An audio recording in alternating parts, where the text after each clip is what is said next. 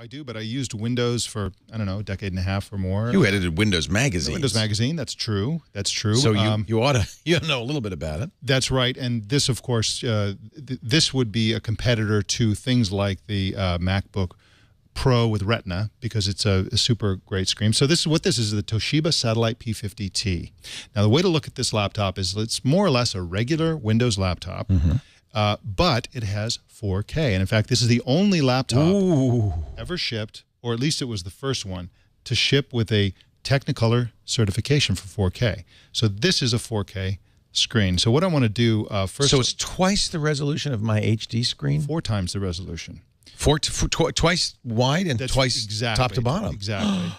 And wow. So here's sort of the canned video that comes with it. The music's pretty boring, but we'll go ahead and play it anyway. See, computer makes sense for 4K because while there may not be a lot of 4K movies available, in fact, there really aren't any, unless you can get one of those hard drive things, there's a lot of computer content that's 4K. That's right. But we'll get to the caveats in just a sec, but let's just go over the specs briefly on this. Boy, that's gorgeous. It's a 15.6-inch Ultra HD TrueBite screen. It's an IPS, so it's got pretty wide viewing angle. Yeah, I can see it from here. I'm off to the side. Yeah. The star of the show is the native resolution of 3840 by 2160. Wow. It's a pretty... And you can see the reflective screen. I want to That's look at the this. Downsides. Well, all of them are like that. Yeah. But I just want to, you at home are only seeing it at best 720p. So this looks like the 4K monitors I used to see at CES. This is gorgeous. Yep. It's got pretty reasonable specs. It's got a quad-core i7 CPU, up to 16 gigs of RAM. It's got an AMD Radeon R9 M265X GPU with 2 gigs of video RAM, which is important to push all this 4K video.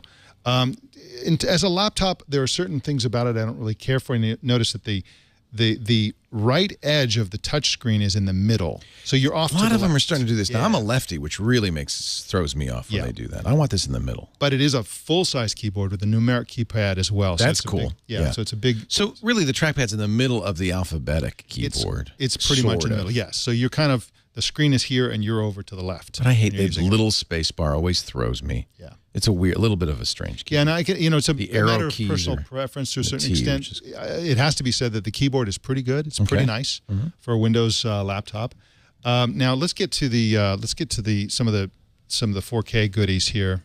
Make this go away. Went to full screen. And thank you for your time. So is it touch? It is touch. It is a touch here. Here you go.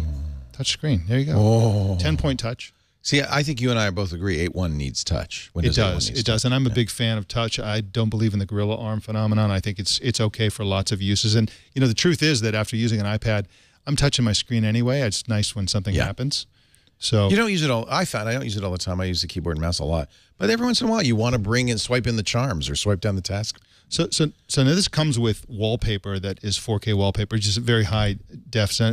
This has an app called Chromatune that comes with Chromatune. So this is right here. I've got it on Technicolor. This is Technicolor. So they're changing the color space too. Exactly. And so if you're a photographer, professional photographer, you're doing 4K video especially, this is important because you have perfect color fidelity. If you're just a high-end user, you want to click this over to Rec 709 is my favorite. You can go a setting called full and then cool and warm. I don't know why people would want cool and warm. No, that's terrible. But Technicolor is accurate and Rec 709 looks best in my opinion. But you have this very easy method to switch between them, and of course it's certified Technicolor. Again, that's really huge for people who really need, professionals need color fidelity. Has HDMI. It has 4 3.0 USB 3.0 ports. One for your tablet for sure. If you this is for an artist. Boy, this is great. That's right. Now, oddly enough, here are the caveats that I have about this. You'd think, well, okay, this is a super high-end. This is like the laptop that has the greatest video you can imagine. It's not really the case. When you're doing 4K stuff, it is great. When you're doing true color fidelity photography and video, it's great. For everything else, it is not that great. It's pretty mediocre. There's inconsistency in the font rendering, so some of the fonts don't look crystal clear as they do on the MacBook Pro with Retina, for example. All the fonts on the MacBook Pro with Retina look fantastic. And so let me just give you an example if I can find it here. I wonder if this might be a Windows problem as much as it is the hardware. It could be. It could be. It depends on the site. A lot of the Google sites don't look all that high res for. I think that's, Chrome for one thing. Right. Yeah. We had that problem when the Retina MacBooks first came out, is Google Chrome looked terrible. Yeah. Apple's solved this somewhat by having a high DPI solution, which means you'd run it at 1080p unless you had an image that was higher quality, and then it would jump to that. Yeah. I don't know if Windows has such a great, easy way to do that on Windows. Yeah. I run my Windows at my Mac at 1080p on a 4K display. Yeah. Now, one of the things you mentioned games earlier, this is one of the surprises. This is not good for high-resolution games. You have to dial down the resolution in order to get reasonable performance on the game, so you can't play games at 4K. What's the GPU? It's a Radeon? It's a Radeon. Yes, it's a Radeon GPU. It has 2 gigs of video RAM. It's a Radeon R9 M265X. Okay. The GPU is fine. The problem is that the games haven't been written for 4K. Right. And again, 4K content is a problem. You can find some 4K content on YouTube, but really it's in the minority. Netflix has some 4K content, but really if your expectation is that you're going to get this laptop and you're going to be watching 4K content all the time, you're not. Well, and the other thing is you take a hit with 4K because it's going to hit the CPU. It's a lot of work to push those pixels. Yes, it is. And it's going to kill the battery life. Well, one of the weird things about this, it's got a fan on the right side. So if you're using a mouse, an external mouse plugged in, it's like, it's like a blow dryer pointed at your hand. Well, it's good for sweaty palms. It's great when it's cold. It'll keep your hand warm, at least one of them. Is it a loud fan, too? You can hear it. Yeah. When it gets going. It's not so bad right now, but once you start pushing 4K around, it gets kind of loud. Again, so let me just get to the recommendation, because this is where the rubber meets the road. If you're a professional and you have some use for 4K, this is a great product because it's a laptop. It's Technicolor certified. It's relatively inexpensive, $17.99. Oh, that's not bad. Yeah, if you look at what the Mac Pro is, for example, that's another 4K option for professionals, not a portable. That is really, this is a It's $2,500. Computer. Yeah, same specs. Exactly. Yeah. Well, without the monitor. Right. So this is the Mac Pro. Yeah, that's $3,000. Right. But a Mac Pro with Retina display, 15-inch, is about $2,500. So $800 more. Yeah, exactly. But it's good for that, and for certain types of professional photographers, I would recommend it. Something but if you are a regular user who just wants a great screen, this is not the product for you. You're not going to find the content. You're not going to be able to play games and do all the things you think you're going to be able to do in 4K. You're going to be using a regular laptop that has a loud, hot fan. And so I don't recommend it for ordinary users, but for professionals, I do recommend it. So this would be a buy for professionals. Don't buy for even advanced or enthusiast users. And you know who you are. And it's a good cautionary tale. Don't buy 4K because not that much is 4K. That's right.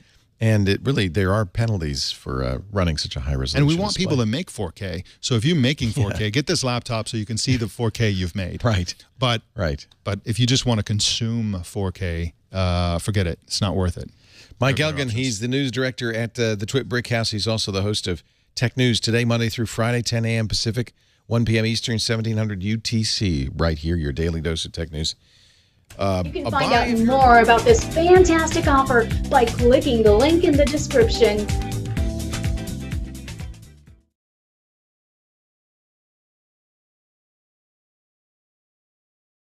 Hola, ¿qué tal?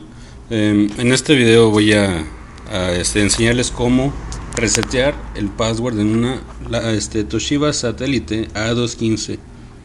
Muy bien, lo que tienen que hacer primero que nada es quitar el RAM. Quitan los dos módulos, un poco más cerca de la luz, los dos módulos, y van a localizar aquí adentro ese que dice XXX y luego está un B500, y ahí lo que van a hacer es que, bueno, quitan el disco duro también y quitan la corriente antes de quitar la RAM, obviamente, y lo que van a hacer es que van a juntar estos dos, estos van a puentearlos, y ya con la puenteada entonces prenden la laptop y les va a quitar el password del BIOS.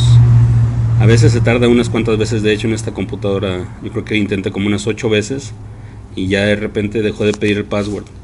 En estos modelos no importa que les quites la batería del BIOS, no va a resetear el password. Es muy importante que bueno, le van a poner una memoria, lo van a puentear ahí, a ver si se alcanza a ver, esperamos que sí, porque en todos los demás videos no se alcanzaba a ver, por eso estoy haciendo esto, aparte para acercarlo acá en español. Y van a puentear esos dos, la prenden y no dejan de puentearlo. Ya cuando arranca, va a llegar el momento en que ya les deje de pedir el password del BIOS. Cualquier duda, comentario o sugerencia, siéntanse libres de dejarlos, van a ser bien apreciados. Y pues es todo. Este es mi primer video personal realmente de una reparación de laptop. Espero que les sirva. Saludos desde México. Gracias.